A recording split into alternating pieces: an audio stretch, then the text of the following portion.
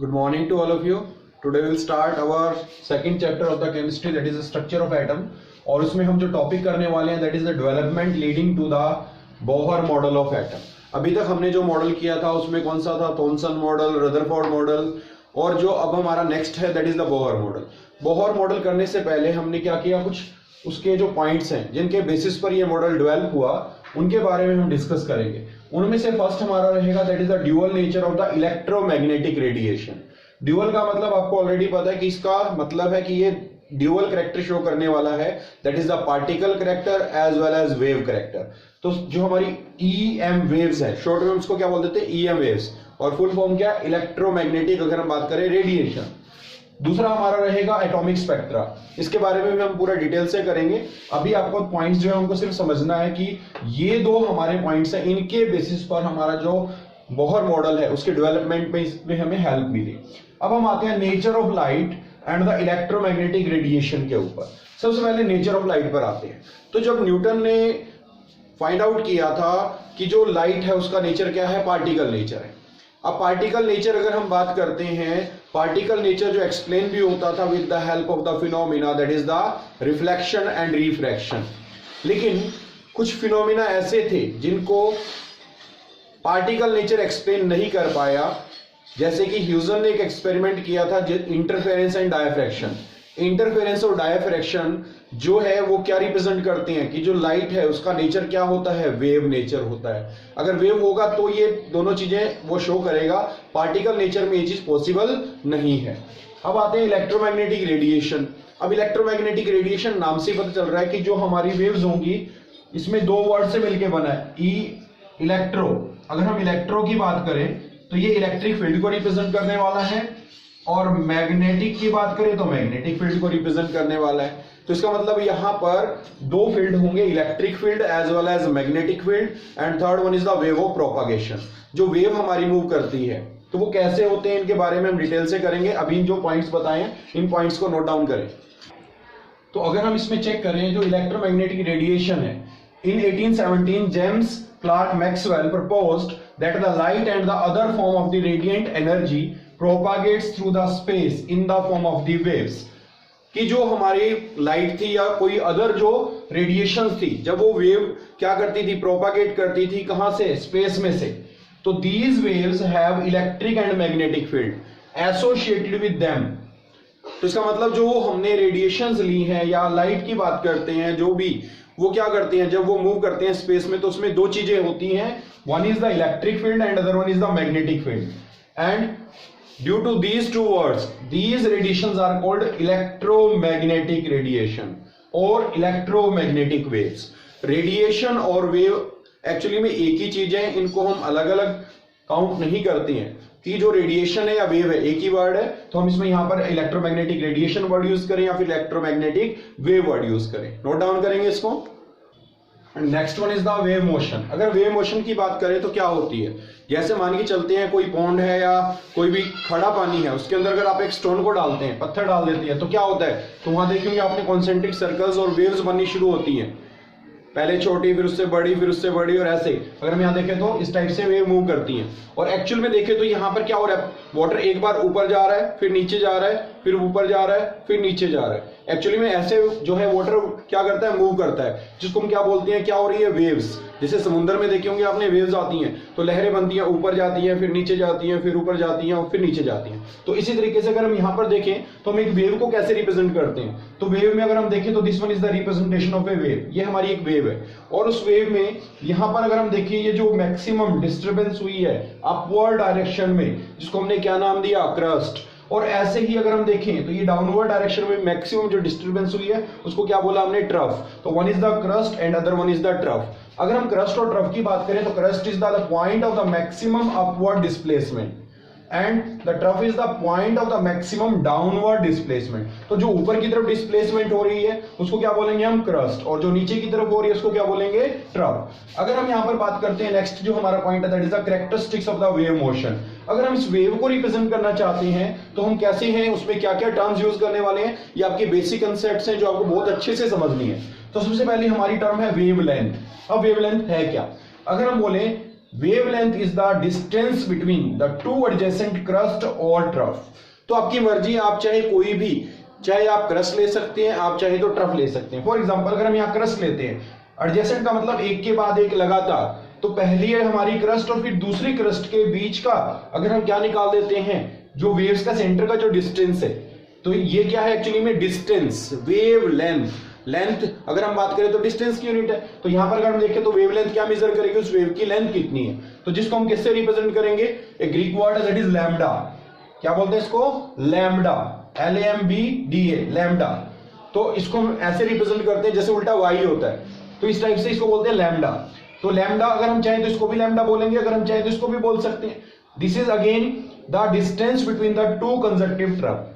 तो हमारी मर्जी है, चाहे हम क्रस्ट लें या हम ट्रफ लें। तो the maximum disturbance about the mean the distance between the two consecutive crust and trough is called wavelength. और इसकी जो यूनिट्स होती हैं, जो डिस्टेंस की यूनिट होती है, दैट इज अगर हम स्मॉलर यूनिट की बात करें, 1 angstrom that is 10⁻⁻10 metre, 1 nanometre 10⁻⁹ metre, 1 picometre that is 10⁻12 metre. इस पॉइंट को नोट डाउन करेंगे। इसके अलावा भी हम एक इसके और भी कैरेक्टरिस्टिक फीचर्स हैं, उनको भी करते हैं। And the next one is the frequency. अगर हम फ्रीक्वेंसी की बात करें, आपने ऑलरेडी पढ़ा भी हुआ है, जैसे लाइट है उसकी फ्रीक्वेंसी कितनी है, 50 हर्ट्ज। 50 हर्ट्ज का मतलब क्या है कि एक सेकंड के अंदर वो 50 टाइम पॉजिटिव होगी और 50 टाइम नेगेटिव, अगर हम अल्टरनेटिंग करंट की बात करते हैं। तो ऐसे ही यहां पर जब हम वेव्स की बात करते हैं, उन वेव्स में भी फ्रीक्वेंसी होती है। वो क्या बताती है, the number of waves which passes through a given point in 1 second. हमने एक पॉइंट फिक्स कर दिया और उसमें से देखते हैं कि एक सेकंड के अंदर कितनी वेव्स पास होती हैं। फॉर एग्जांपल हमने ये पॉइंट एक फिक्स किया, इस पर एक सेकंड में ये वाली वेव्स पास हो गई, तो हम क्या नोट करेंगे, इन वेव्स को काउंट करना है। तो यहां से अगर हम इसको देखें, यहां से लेकर यहां तक, फर्स्ट अगर हम यहां से स्टार्ट करते हैं तो पहले क्रस्ट फिर ट्रफ, तो हमारी एक वेव कंप्लीट होती है। तो ये एक हो गई, फिर ऐसे करें तो ये दूसरी हो गई, और ये कितनी हो गई, half. Then frequency will be 2.5, क्योंकि हमारी एक सेकंड में कितनी वेव्स पास होती हैं, 2.5। इसमें अगर डायग्राम में देखें तो ऐसे अगर हम क्या करते हैं, जितनी भी वेव्स एक सेकंड में एक सिंगल पॉइंट से पास होंगी तो that is called its frequency. और इसकी जो यूनिट है फ्रीक्वेंसी की, अगर हम बात करें, इसकी जो यूनिट है या तो हम लगा देंगे पर सेकंड, या फिर इसकी जगह हम एक वर्ड यूज करते हैं HZ, which is called hertz. क्या बोलते हैं इसको, हर्ट्ज। तो जो फ्रीक्वेंसी की यूनिट आपने पढ़ी होगी, बताई थी मैंने, 50 hertz. What does it mean कि एक सेकंड में कितनी साइकिल, 50 साइकिल कंप्लीट होंगी। तो साइकिल का मतलब एक बार पॉजिटिव एक बार नेगेटिव। तो ऐसे यहां पर क्रस्ट और ट्रफ की बात हो रही है। Next one is the amplitude. अगर हम एम्पलीट्यूड की बात करें तो एम्पलीट्यूड क्या है, amplitude is the measurement of the maximum disturbance about the mean position. It is the height of the crust और डेप्थ ऑफ द ट्रफ। अगर हम कहें तो जो मैक्सिमम डिस्टर्बेंस का मतलब, अगर हम चाहें तो ये भी ले सकते हैं, हम चाहें तो ये भी ले सकते हैं। तो हमने यहां पर मेंशन किया किसको, एम्पलीट्यूड। तो वो किससे रिप्रेजेंट किया, ए से। तो हमारा एम्पलीट्यूड क्या मेजर करता है, it measures the intensity and brightness. जैसे अगर आपको याद हो क्लास 9th में साउंड चैप्टर होता था, तो वहां पर बोलते थे amplitude is the measure of loudness. कि अगर हम क्या करते हैं, मान के चलते हैं कोई भी चीज लेते हैं, उस पर जितना ज्यादा एम्पलीट्यूड आप इंक्रीज करेंगे तो वो साउंड उतनी ज्यादा लाउड होगी। लेकिन हम यहाँ लाइट की बात कर रहे हैं, तो लाइट के केस में जितनी ज्यादा हम एम्पलीट्यूड की लाइट लेंगे तो उस केस में उसकी इंटेंसिटी क्या होगी, ज्यादा होगी या ब्राइटनेस ज्यादा होगी। ये पॉइंट नोट करेंगे सभी। उसके बाद नेक्स्ट हम जो बात कर रहे हैं that is the wave number. Wave number से ही पता लग रहा है इसका मतलब the number of wavelength per centimetre. अगर हम एक लेंथ ले लेते हैं, फॉर एग्जांपल यहां से यहां तक हमने एक लेंथ ली, अगर उस लेंथ में हमने क्या काउंट करना है कि कितनी वेव्स हैं, तो हमने एक क्या किया, लेंथ फिक्स कर दी, उस लेंथ के अंदर कितनी नंबर ऑफ वेव्स हैं, तो उसी को हम बोलेंगे वेव नंबर। तो number of wavelength per centimetre and is equal to the inverse of the wavelength expressed in centimetre. अगर वेव की लेंथ ज्यादा होगी तो उस फिक्स एरिया में क्या होगा, नंबर ऑफ वेव्स कम होंगी। अगर हम क्या करते हैं, वेव की लेंथ को कम कर देते हैं, तो उस केस में क्या होगा कि जो नंबर ऑफ वेव्स होंगी वो ज्यादा आएंगी। तो यहां पर अगर हम क्या करते हैं, फॉर एग्जांपल इस डायग्राम से ही समझते हैं कि यहां पर अगर हम देखें तो हमारी वेव कितनी है, 1, 2.5। अगर मैं इसको क्या कर दूं, ऐसे करके छोटा बना दूं, तो हमारी वेव्स क्या हो गई, अब वेव लेंथ तो कम हो गई, तो वेव की लेंथ देखेंगे तो कम है, लेकिन number of waves per unit length अगर मान के चलिए 1 सेंटीमीटर के अंदर ही है, तो नंबर ऑफ वेव्स क्या हो जाएगी, इंक्रीज हो जाएंगी। तो यही हमने नोट किया कि जो वेव नंबर है हमारा उसको किससे, न्यू बार से रिप्रेजेंट करते हैं, जबकि फ्रीक्वेंसी को न्यू से रिप्रेजेंट करते हैं। ये न्यू वर्ड है, तो न्यू बार, तो हमने इसके ऊपर एक क्या लगा दिया, बार लगा दिया, और nu bar is equal to 1/λ। तो कोई भी वेव जिसकी वेवलेंथ जितनी ज्यादा होगी उसका वेव नंबर उतना कम होगा। ये नोट करेंगे सभी, इंपॉर्टेंट पॉइंट है। और ये जो टर्म्स हैं हम यूज करते हैं, इस पर बेस्ड अभी न्यूमेरिकल्स भी आएंगे। And the next one is the relation between the wavelength, frequency, velocity, या इसको हम बोल सकते हैं स्पीड ऑफ लाइट, और के अलावा वेव नंबर भी हो सकता है। अगर हम यहाँ पर बात करें स्पीड ऑफ लाइट, जिसको हम c से रिप्रेजेंट करते हैं, which is equal to the product of the frequency and the wavelength, कि जो हमारी लाइट है उसमें दो चीजें होती है, एक तो फ्रीक्वेंसी और एक वेवलेंथ। उनका अगर हम क्या निकालते हैं, प्रोडक्ट, तो which is always equal to the speed of the light. और जो स्पीड ऑफ लाइट है वो आपको पता है ऑलरेडी कितनी होती है, 3 × 10⁸ मीटर पर सेकेंड। तो ये नोट करेंगे, this is the speed of the light. जो लाइट है हमारी उसकी स्पीड कितनी है, 3 × 10⁸ मीटर पर सेकेंड। अगर हम यहाँ पर c ले लें, आपको मान के चलो इसकी वैल्यू पता है, अगर आपको फ्रीक्वेंसी दे देते हैं तो आप उससे क्या निकाल सकते हैं, वेवलेंथ। अगर आपको वेवलेंथ दे दे तो क्या निकाल सकते हैं, फ्रीक्वेंसी। तो इसी पर बेस्ड अभी हम क्या करने वाले हैं, न्यूमेरिकल्स करने वाले हैं। जो क्वेश्चन आने वाले हैं उनको आप अच्छे से करेंगे। सबसे पहले फार्मूला आपको याद होना चाहिए, c = न्यू λ, और अगर हम यहाँ पर न्यू निकालें तो न्यू = c/λ। और जैसा कि अभी हमने पीछे किया था 1/λ, wave number which is equal to the reciprocal of the wavelength, इसकी जगह हम क्या लगा सकते हैं, न्यू बार। तो अगर मैं यहाँ पर c/1/λ मान लूं तो ये क्या बनेगा, न्यू बार। तो nu is equal to c * में न्यू बार। तो दिस इज द रिलेशनशिप, और दीज आर द फार्मूला, जिसको आप नोट डाउन करेंगे, अच्छे से नोट डाउन करेंगे सभी। The next one is the characteristics of the electromagnetic waves, या EM वेव्स हम इसको वर्ड यूज करेंगे। तो यहां पर अगर हम देखिए तो सबसे पहले जो डायग्राम है, इस डायग्राम में आप क्या चेक करेंगे कि हमारे ये क्या है, y एक्सिस, ये x एक्सिस और ये z एक्सिस। और अगर हम देखें तो ये तीनों क्या है, एक दूसरे के परपेंडिकुलर हैं। अगर हम देखें तो ये इसके परपेंडिकुलर, ये इसके परपेंडिकुलर है, और ये तीनों एक दूसरे के परपेंडिकुलर हैं। अगर हम यहाँ पर चेक करते हैं तो हमारे यहाँ पर दो फील्ड दिखाए गए हैं। जो ग्रीन मार्कर से जो यूज किया that is the electric field, और जो ब्लैक से यूज किया गया that is the magnetic field. अगर हम इस वेव को देखें तो ये वेव कैसे जा रही है, ऐसे जा रही है, और अगर हम इसको देखें तो ये भी ऐसे जा रही है। फॉर एग्जाम्पल अगर हम इसको रिप्रेजेंट करते हैं, मान के चलते एक स्नेक से इसको कंपेयर करते हैं, तो आपने देखा होगा स्नेक चलता तो ऐसे ही है लेकिन जाता किधर है, सीधा। अगर हम ऐसे ही वेव्स की बात करें तो वेव समुद्र में ऊपर नीचे ऐसे होती है लेकिन जाती किधर है, फॉरवर्ड डायरेक्शन में। तो यहां पर भी कुछ ऐसा ही हो रहा है। अगर हम इस वेव की बात करें तो ये किधर वेव जा रही है, प्रोपगेशन किधर है, इस डायरेक्शन में। अगर इस वेव की बात करें तो इसका भी किधर है, इसी डायरेक्शन में। तो अगर हम यहाँ पर चेक करते हैं, मान के चलते हैं, इसको एज्यूम कर लेते हैं कि ये हमारा मान के चलो क्या है, इलेक्ट्रिक फील्ड है, ये क्या है, मैग्नेटिक फील्ड है। अगर हम इस वेव को देखें तो किधर जा रही है, ऐसे करके अगर देखें तो किधर जा रही है, फॉरवर्ड डायरेक्शन में। अगर इसको देखें तो ये ऐसे करके इधर जा रही है, किधर जा रही है, फॉरवर्ड डायरेक्शन में। तो इसका मतलब this is the wave of propagation. जो हमारा ये फॉरवर्ड में जा रहा है, इस साइड में जा रहा है, तो ये क्या है, वेव ऑफ प्रोपगेशन। और इसको देखें तो ये भी तो इधर ही जा रहा है, तो ये क्या हो गया हमारा इलेक्ट्रिक फील्ड। और अगर इसको देखें तो ये भी तो इधर ही जा रहा है, ऐसे करके घूम रहा है, तो ये कौन सा हमारा, मैग्नेटिक फील्ड। तो इसका मतलब अगर हम देखें तो इलेक्ट्रिक फील्ड, मैग्नेटिक फील्ड एक दूसरे के परपेंडिकुलर हैं, और ये अगर हम देखें तो वेव ऑफ प्रोपगेशन के भी परपेंडिकुलर है। यही हमारा फर्स्ट पॉइंट है। अगर हम फर्स्ट पॉइंट को देखें, electric field and magnetic field are perpendicular to each other as well as to the wave of propagation. अगर हम बात करते हैं सेकंड, जो स्पीड की बात करते हैं, जो EM वेव्स हैं उसकी जो स्पीड होती है वो कितनी होती है, स्पीड ऑफ लाइट के इक्वल होती है। और अगर हम लाइट की बात करें तो light is a part of EM waves. EM waves का ये एक छोटा सा पार्ट है।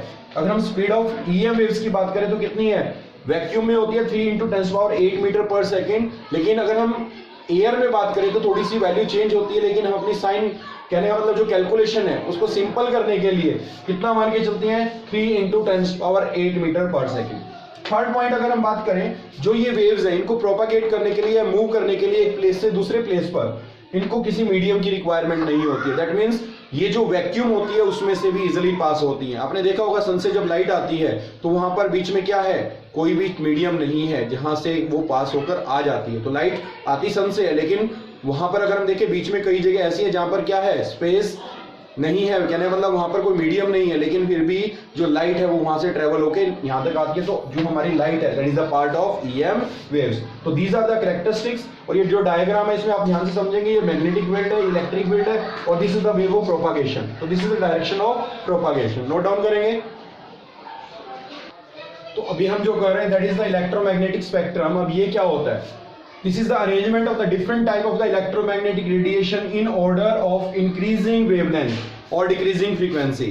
अगर हमारी जो भी EM waves है, अगर हमको क्या करते हैं, अरेंज करते हैं increasing order of wavelength या फिर frequency, इसमें decreasing order में, तो हमें जो चीज मिलेगी उसको क्या बोलेंगे? ये जो हमारा आपको एक डायग्राम दिख रहा है, इसके अंदर क्या है, जो हमने वेव्स थी उनको अरेंज किया, EM waves को, उनकी फ्रीक्वेंसीज या वेवलेंथ के अकॉर्डिंग।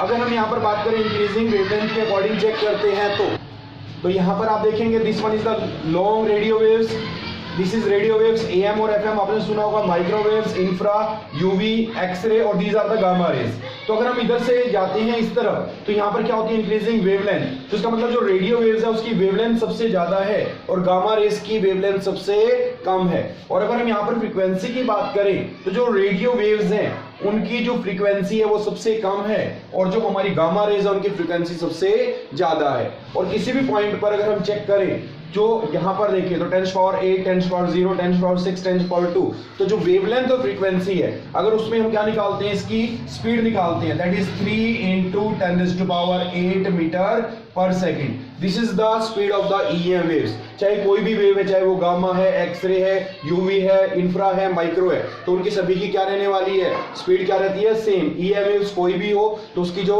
स्पीड है, चाहे वो स्पीड ऑफ लाइट हो, तो light is also part of EM waves. अगर हम यहाँ पर देखिए, जो ये पोर्शन दिख रहा है यूवी और इंफ्रा के बीच में, तो इसको बोलते हैं हम, जो हमारा कलर्ड स्पेक्ट्रम है, जो हम विजिबल, जो हमें विजिबल है, कहने का मतलब जो पूरा EM वेव्स है उसमें से हम कुछ पार्ट ही, जो ह्यूमन आई है वो सिर्फ कुछ पार्ट को ही चेक देख सकते हैं। ना तो हम यूवी को देख सकते हैं, ना हम इंफ्रा को देख सकते हैं, ना हम एक्सरे को, ना गामा रेज को, ना हम रेडियो वेव्स को। तो जो हम पार्ट देख सकते हैं, this is the only visible region. तो ये हमारा क्या है, जो विद क्योर है, violet, indigo, blue, green, yellow, orange और रेड, जिसकी अगर हम बात करते हैं जो रेंज है 400 नैनोमीटर से, जो एक्चुअल है वो 750 है। जो हमारा रेड है उसकी वेवलेंथ सबसे ज्यादा है और फ्रीक्वेंसी सबसे कम है, और जो हमारा वॉयलेट है उसकी फ्रीक्वेंसी सबसे ज्यादा है, वेवलेंथ सबसे कम है। अगर हम इनको क्वेश्चन को सोल्व करते हैं, तो जो हमने फार्मूला लगाया था C = μ, अगर मैं आपको स्पीड ऑफ लाइट बता देता हूँ कितनी है, 3 × 10⁸ मीटर पर सेकेंड है, जो आपको ऑलरेडी पता भी है। अगर आपको क्या कर दें, वेवलेंथ दे देते हैं रेड लाइट की और पूछता है आपसे फ्रीक्वेंसी, तो यूजिंग दैट फार्मूला C = μ आप उसको निकाल सकते हैं। और यहाँ पर जो पॉइंट आपको ध्यान से नोट करना है, इनकी जो ऑर्डर आ जाता है, कई बार पूछ लेता है लॉन्ग वेव या जो लॉन्ग रेडियो वेव्स है, माइक्रोवेव्स है, इसमें से अब किसकी फ्रीक्वेंसी ज्यादा है, किसकी वेवलेंथ ज्यादा है, तो आपको ये चीजें जो है याद करनी है। और कई बार इसको अरेंज करना आ जाता है, arrange the increasing order of the frequency और decreasing order of the wavelength, जो भी है। तो इसमें हम इसको अच्छे से टेबल को याद करेंगे। तो एक बार रिपीट कर देते हैं, लॉन्ग रेडियो वेव्स, फिर micro, infra, UV, x ray, gamma ray, और इसके अलावा कॉस्मिक रेज भी होती थी, जिसको एस्ट्रोफिजिक्स ने अभी क्या किया, उन्होंने बोला कि जो पॉजिटिव चार्ज पार्टिकल्स या चार्ज पार्टिकल्स हैं वो उसमें इंक्लूड नहीं होंगे। तो पहले कॉस्मिक रे अगर देखेंगे, कुछ बुक्स में आपको कॉस्मिक रेज भी मिलेंगी, लेकिन कॉस्मिक रे को हम उसमें काउंट नहीं करते हैं। और कोई भी अगर हम यहाँ पर बात करते हैं जिसकी फ्रीक्वेंसी ज़्यादा होती है, तो वो उस पर्सन के लिए हार्मफुल होती है, जो उसकी अगर इसमें आ जाता है। अगर हम कहें तो जैसे एक्सरे है, गामा रेज है, तो एक्सरे कब करवाती है, जब बहुत ज़्यादा अर्जेंट होता है, क्योंकि उसकी फ्रीक्वेंसी ज़्यादा है, तो वो उसके लिए हार्मफुल है। ऐसे अल्ट्रावायलेट रेडिएशन भी, जिसमें जर्म्स और बैक्टीरिया को किल करने की एबिलिटी होती है, वो सेल्स को भी डैमेज कर सकता है। तो इसलिए अल्ट्रावायलेट रेडिएशन जो सन से आती है वो हार्मफुल होती है। नोट डाउन करेंगे सभी। तो इसमें हम एक क्वेश्चन करते हैं, आपको दिया हुआ yellow light emitted from a sodium lamp has the wavelength of 500 nanometre, calculate the frequency and the wave number of this light. अगर हम यहाँ पर देखें तो सबसे पहले गिवन क्या है, you have given the lambda which is equal to 580 nanometre. Nano आपको ऑलरेडी पता है कितना होता है, 580 × 10⁻⁹ मीटर। तो सबसे पहले हमने इसको कन्वर्ट कर लिया। दूसरा, अगर हम यहाँ पर बात करें निकालने की फ्रीक्वेंसी, अगर हम c की बात करें, that is the speed of light, जिसकी वैल्यू आपको पता है 3 × 10⁸ मीटर पर सेकेंड। निकालना क्या है, दैट इज द न्यू। तो न्यू हमें निकालना है, तो क्या करेंगे, using the formula C = μ lambda. अब हमें चाहिए क्या, न्यू, तो nu is equal to C by lambda. तो सी की वैल्यू कितनी है, अगर हम देखें तो 3 इंटू 10⁸ डिवाइड बाय 580 इंटू 10⁻⁻9, और इसको अगर हम सॉल्व करें then answer will be 5.17 into में 10⁻14 पर सेकेंड, या हर्ट्ज भी यूज कर सकते हैं।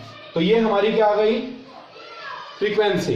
दूसरा क्या निकालना, वेव नंबर। अगर आपको वेव नंबर पता है तो wave number which is equal to 1 by lambda. तो दूसरा हमें क्या निकालना था, वेव नंबर। तो वेव नंबर के लिए हमने क्या किया, 1 बाय लैम्डा।